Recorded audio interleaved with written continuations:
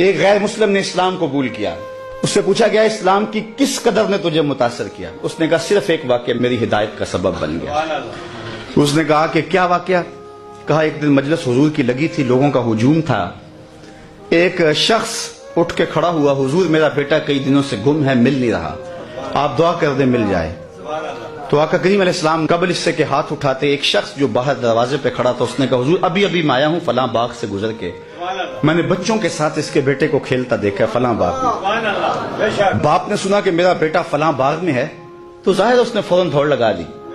تو آقا کریم علیہ السلام نے فرمایا اسے بلایا گیا. کہا بہت جلدی ہے؟ جی حضور آپ جانتے ہیں کئی دنوں سے بچھڑا ہوں، اس کی ماں الگ تڑپ رہی ہے، میں الگ بے چین ہوں، کئی دن سے کھایا کچھ نہیں، جب خبر ملی ہے تو بہت جلد بچے سے ملنا چاہتا ہوں. فرمایا ضرور جاؤ، میں روکتا نہیں، روکنے کے لیے بلایا بھی نہیں، لیکن تمہیں بلانے کا بھی ایک مقصد تھا. جی حضور ارشاد فرمائیے. فرمایا جب باغ کنارے جاؤ بچوں کے ساتھ اس بچے کو کھیلتا دیکھو، تمہارے بیٹے کو جب تم کھیلتا پالو تو اسے بیٹا بیٹا کہہ کے آوازیں نہ دینے لگ جانا، جو نام رکھا ہے اس نام سے پکارنا.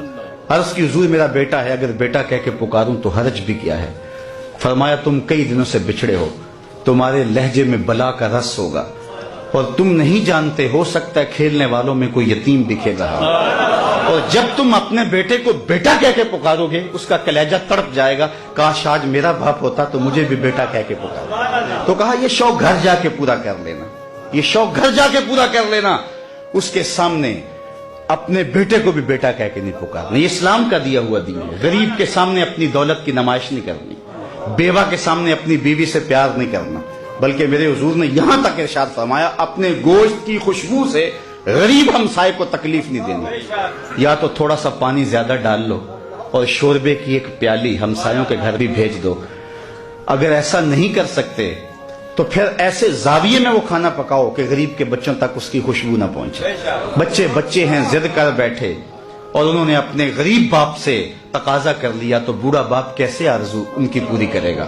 وہ کیا کسی نے کہا تھا نا، اسی ڈر سے وہ بچوں کو دوپہر میں سلا دیتی ہے گلی میں پھر کھلونے بیچنے والا نہ آ جائے. تو کہا حضور کی نزاکت قلبیہ کا لحاظ رکھنا کہ یتیم کے سامنے اپنے بیٹے سے بھی پیار نہ کرنا، اس کو بیٹا کہہ کے نہ پکارنا. کہا یہ چیز میرے اسلام لانے کا سبب ہوا.